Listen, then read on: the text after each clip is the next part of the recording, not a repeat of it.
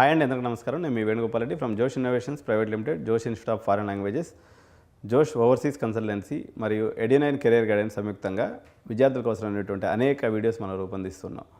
భారతదేశంలో మధ్యతరగతి వారి ఇన్కమ్ బాగా పెరిగిన తర్వాత అండర్ గ్రాడ్యుయేషన్కి విదేశాలకి వెళుతున్నటువంటి విద్యార్థుల సంఖ్య గణనీయంగా పెరిగింది గత 5 సంవత్సరాలలో. అయితే యుఎస్ఏలో జరుగుతున్నటువంటి డిఫరెంట్ పరిణామాల దృష్ట్యా కానీ, లేకపోతే అనేక దేశాలు భారతదేశంతో దౌత్య సంబంధాలు కొంతవరకు దెబ్బతిన్నాయి. సో చాలా వరకు అక్కడ మనకి ఎంట్రీ అనేది వీసా రిజెక్షన్స్ అనేవి ఎక్కువైపోయినాయి వెస్ట్రన్ కంట్రీస్కి వెళ్ళడానికి.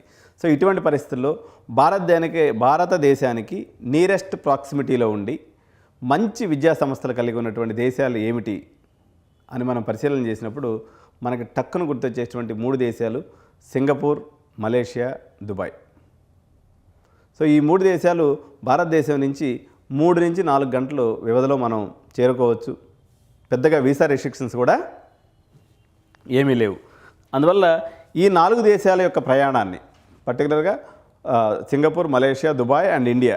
సో ఒక్కసారి ఎటువంటి శాలరీస్ ఉంటాయి, ఎంత ఖర్చు అవుతుంది, ఈ 4 దేశాలని కంపారిటివ్ అనాలిసిస్లో చేసుకొని కానీ మనం చూసుకున్నట్లయితే మనకి ఇన్ఫార్మ్డ్ డెసిషన్ అంటే ఖచ్చితమైనటువంటి నిర్ణయం తీసుకోవడంలో ఇది చాలా హెల్ప్ఫుల్ అవుతుంది. A strategic comparison between these 4 countries, the ultimate guide to Asian higher education. విదేశీ విద్య మీ భవిష్యత్తుకు సరైనటువంటి మార్గం ఏంటి అనేది మనం ఒకసారి చూద్దాం. సో ఇక్కడే చదవాలా, విదేశాలకు వెళ్ళాలా? The confusion ends today. Deep dive into the return on investment and safety, salary analysis and settlement. So ఒకసారి ఈ 4 దేశాలు Kuala Lumpur and Dubai and Singapore and India.